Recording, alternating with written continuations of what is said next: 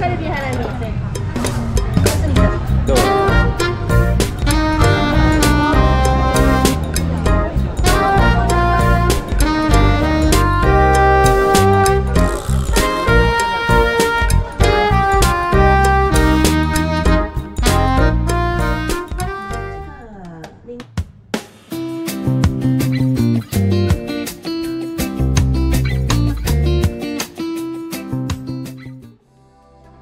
又是一个赶在第一班捷运要出去玩的节奏。不同的是，这次不是赶高铁，而是赶8点的飞机。是的，这次太想到处玩，终于要出国玩啦。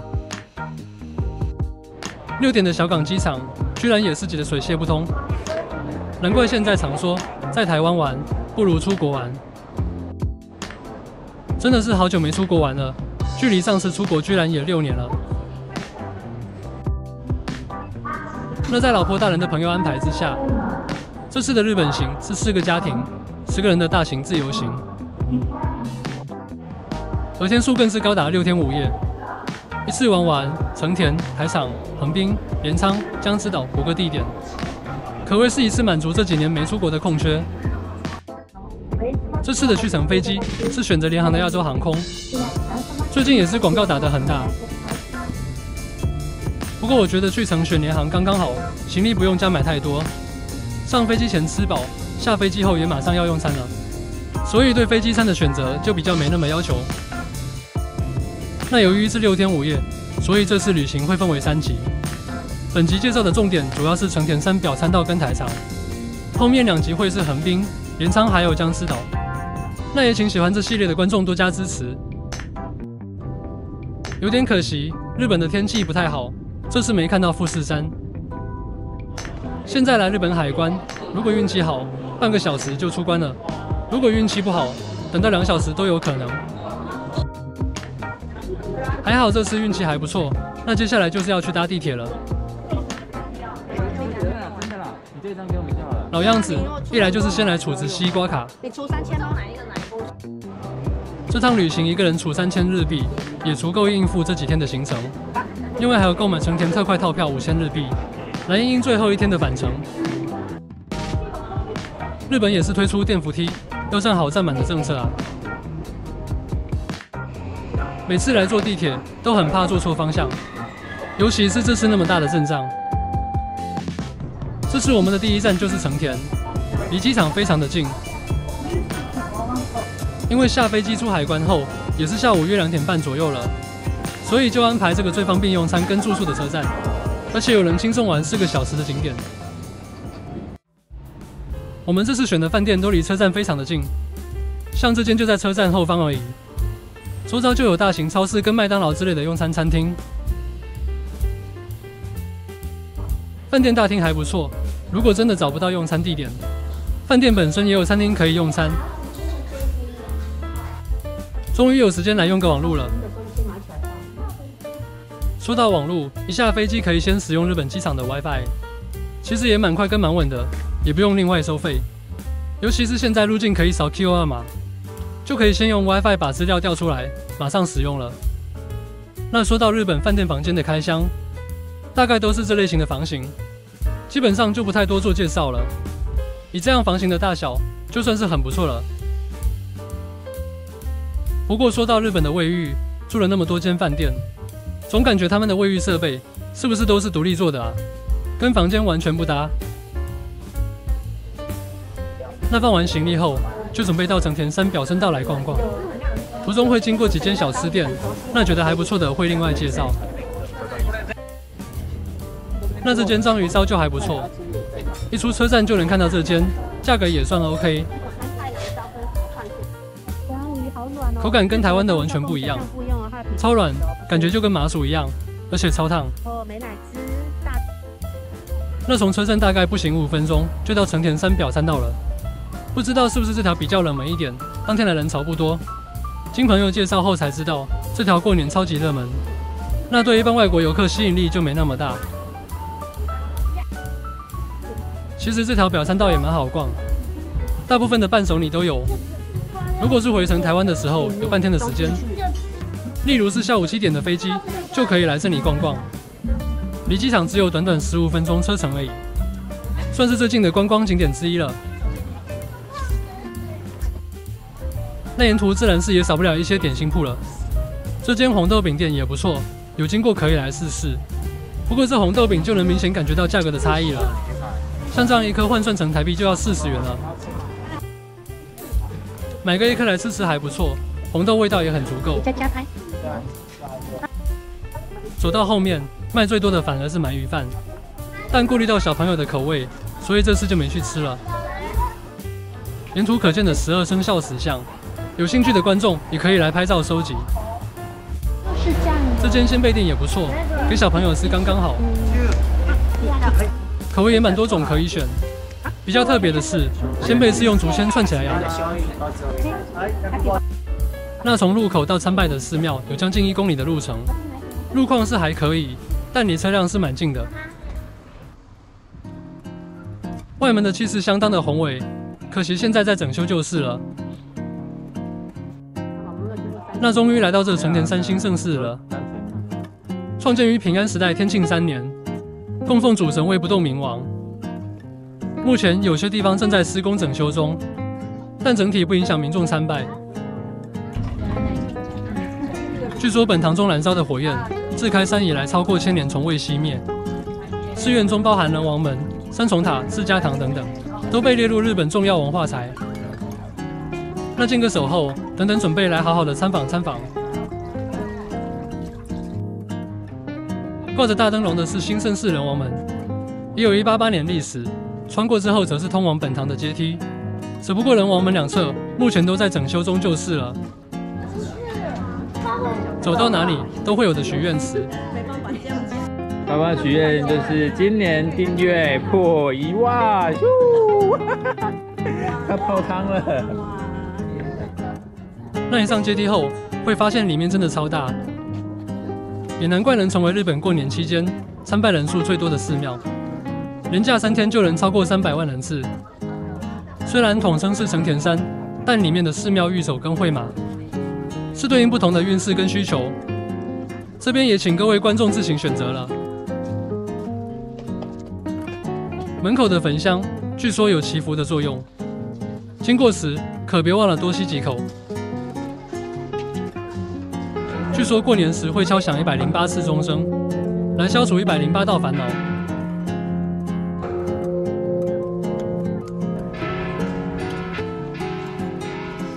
这里有各式各样的会马，以及因不同情况的御守。这里的一砖一瓦也是由各地民众商家所奉献的，感觉是挺特别的，有些甚至是从昭汉年代就有了。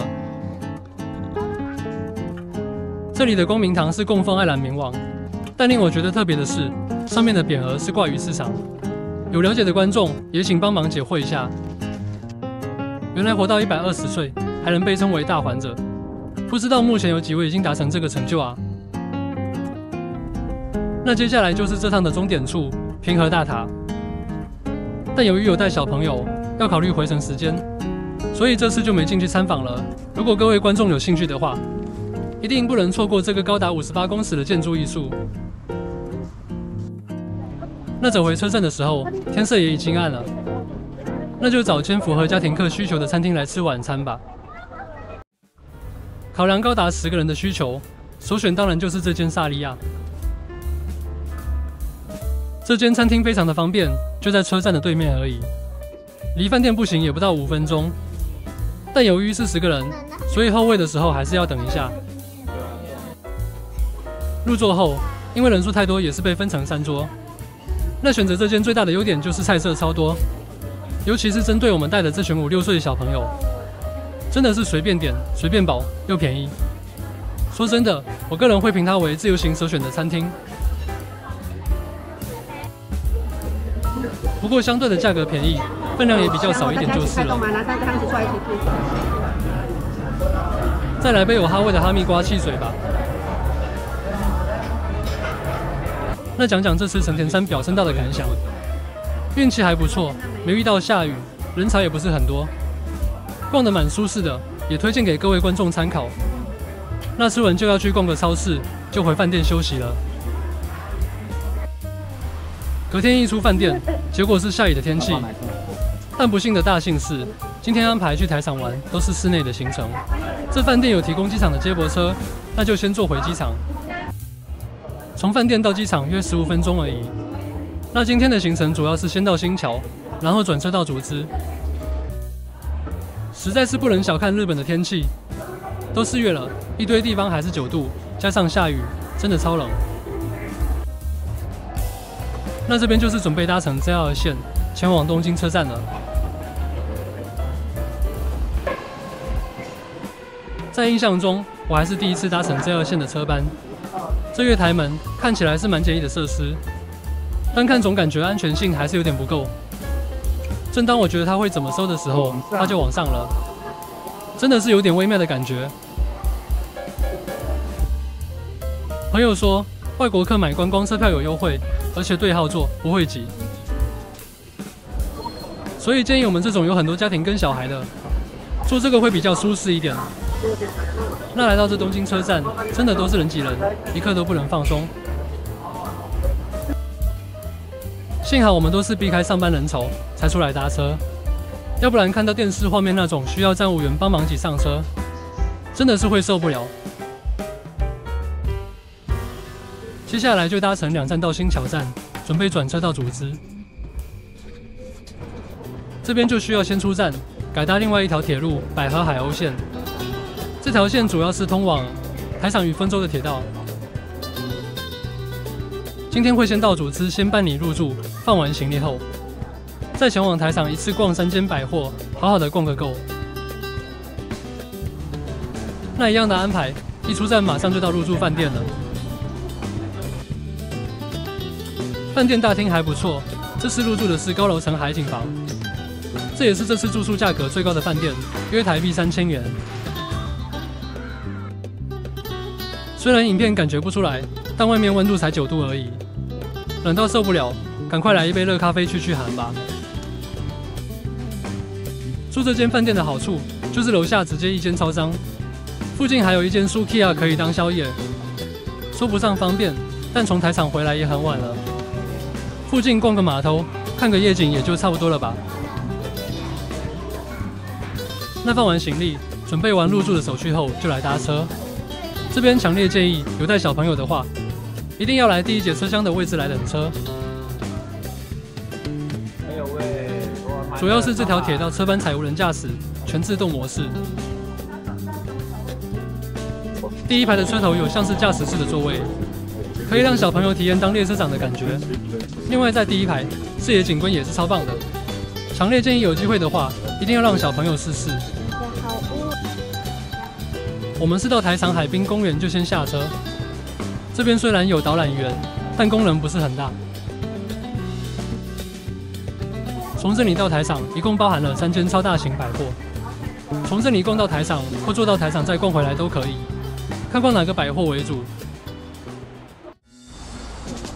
那我们第1站是先跨过头尾2间百货，来到了 Aqua City， 准备先吃午餐。那就是来这间平城苑烧肉店来品尝。由于这时段还能有商业午餐的价格优惠，大概400台币就能享用一道个人的烧肉套餐。老婆是觉得 CP 值相当的高，算是蛮推荐的店家。整体的价格约在2000日币左右。这样就是一套个人的烧肉套餐。分量虽然不多，但我个人是觉得还算满意的。那先用餐的时候，来讲讲台场怎么逛。基本的行程是从Dax购物中心开始，乐高乐园、台场一丁目商店街、章鱼烧博物馆，然后就是到Aqua City这里逛街，最后就是到 Diver City 看超巨大独角兽钢弹，或是看自由女神夜景，来结束台场1日游的行程。那我们是先到这里吃午餐，等等也会从这里开始先逛。各位观众也可以自行调整逛街的时间。我个人是觉得都差不多啦，唯一会让我有兴趣买就是大创而已。等等影片后面会提到，来了日本也要专程来买。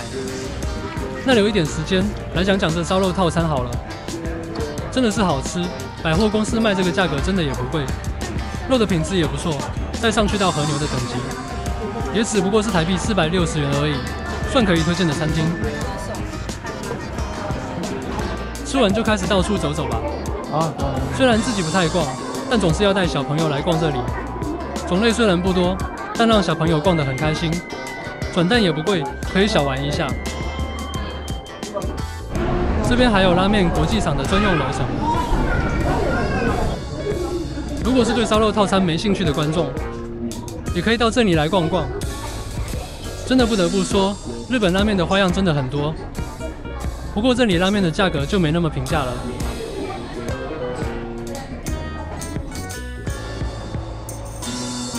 走到顶层，有室内观景台，还有一座台场神社。在这里摆一座神社，是也挺特别的。不过当天超冷又下雨，快速看过一圈，就回室内观景台了。这室内观景台的景观真的很好，如果天气好一点的晚上，是有百万夜景的价值。可惜今天天公不作美就是了。另一边的自由女神像，也就这样远远的观赏而已。一楼这边还有水陆两用车的观光行程，价格是有点高，但这水陆两用车的行程，在这里也是相当特别的体验。如果对逛街没兴趣的观众，也可以把这个活动排进行程。那它的售票服务在百货公司1楼里面，随处都可见的樱花美景，旁边就是富士电视台。持续下雨中，还好这些百货都离蛮近的。接下来就是到 Dex 购物中心。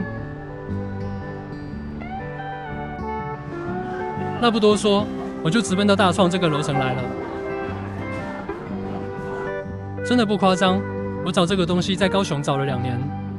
高雄每一间大创，我几乎都去问过还有没有存货，就连日本这家也只剩这唯一的一组挂钩。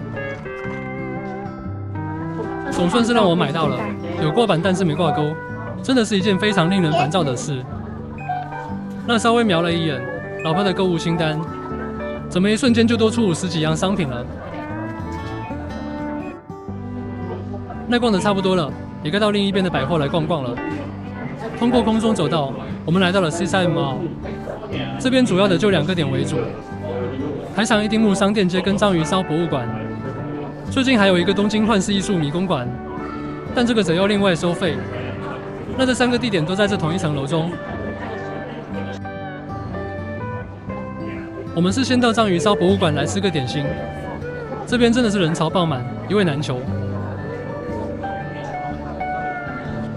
这里总共设有5家不同的章鱼烧店，天王是阿贝野章鱼烧、玉烧，道顿窟赤鬼章鱼烧创始店大阪玉出会金屋，以及章鱼家道顿窟，每家都有不同的手法跟特色。至于要怎么选呢？我是选最少人排队的为优先。我可不想吃个章鱼烧还要排队排个半小时。那看来看去就这家好了，价格也还算可以。就不特别再上网去查评价。如果各位观众有推荐的，也请在留言区分享。日本章鱼烧口味真的是太多种了，还是下次有机会再来，我拍个全系列的影片。这家的柴鱼片真的超多，多到已经看不到章鱼烧了，烤的比较有 Q 感，比较像台湾人的口味。章鱼块也感觉得到诚意，是个可以推荐的店家。最后台场一丁目商店街视野不错。但如果是要挖宝，可能还是需要一点日语基础，算是比较复古型的商店街。那迷宫馆没去就不多做介绍了。那终于逛到最后一站，东京台场购物广场 Diversity， 门口就有小叮当的小舞台秀跟公仔展示，也刚好离舞台秀表演的时间不远。等等会特别来录制一段影片。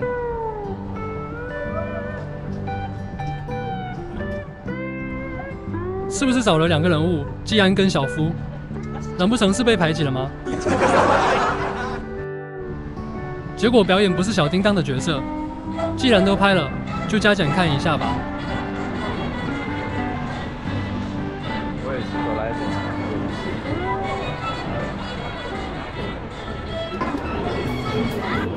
门口一走进来就是专属商品贩卖店，不过我家小朋友对这个不太感兴趣。所以这里就简单带过了。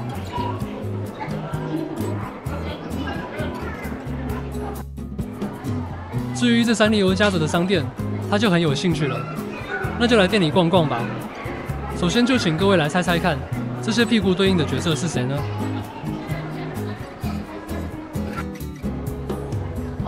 柱子的背面就有这些角色的头像，请问各位猜到几个三丽鸥家族的明星成员呢？这个爆米花机非常好玩，口味有咸的跟甜的，价格也很便宜，非常推荐给小朋友玩玩看。相当可爱的爆米花纸袋，味道也挺不错的。拿下去。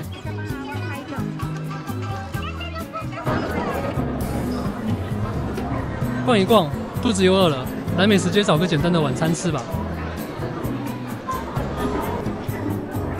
这边的美食街其实价格比想象中的还便宜，种类也蛮多样的。如果只要单纯垫个肚子，点这样也就够了。不过这些餐点看起来真的很素就是了，那餐点味道是也还过得去。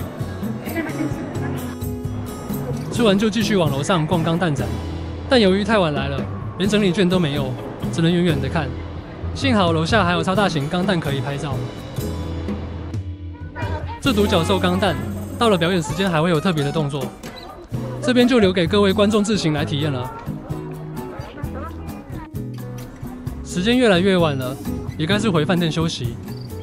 Diver City 离台场比较近，就从这里回去吧。从上午进饭店后，一直到晚上9点才回饭店。今天真的是走得有够累了。这房间真的是有够小，这还是我在日本住过最小的房间。不过今天整整一天都在外面，这房间再大也没用。等等睡一下，天亮就要离开了。不过还是第一次看到放张双人床就满的房间，连浴缸也没有，真的是完全极简化了。不过既然标榜海景房，那等等来看看是不是值得。真的是非常抱歉，录影器材完全拍不出这夜景的美。这景观真的是超棒，下面船桅的造型超搭这个景色。那有这个景色，再累也要下来走走逛逛。在这之前，先来个宵夜场吧。我频道有拍一部高雄第一家 Sukiya 开幕的影片，有兴趣的观众也可以来看看。那就来比较一下有什么地方是不一样的吧。点餐是用平板点餐，也有中文选项。感谢您的点餐。真的再不行也可以请店员服务，吃完再结账。这份量真的不算多，我是点比重完再上一个等级。虽然日币是贬值的，但在台湾卖的居然比日本还便宜耶，着实让我吓了一跳。那吃饱有力气了，就到外面走走吧。幸好这时间已经没下雨了，要不然还是有点冷。在这中央广场建立起一座高高的桅杆，夜晚里还会打灯聚焦，非常的漂亮，甚至是这一区最显眼的地标之一。那这个竹之客船航运中心，可是肩负起这边一带的航运渡轮，不只是单单的造景建筑而已。从伊豆群岛、小笠原群岛等等的旅客，都是从这里搭船，所以甚至已经是这个时间点了。这边的旅客依然络绎不绝。欣赏完夜景，这边的白天景观也很棒，渡轮也是一台接一台的开。经过一夜的好眠，接下来要准备离开台场，前往下一个目的地横滨。那吃完这短暂的早餐时间，也要来整理行李了。接下来要步行一段距离前往帮松町，坐 JR 线。那这是6天5夜的日本行，就从成田羽台场的结束，暂时先画下一个句点，接下来就是前往横滨。那如果喜欢我的影片，请支持按赞、订阅跟分享，期待下个影片与您再相见。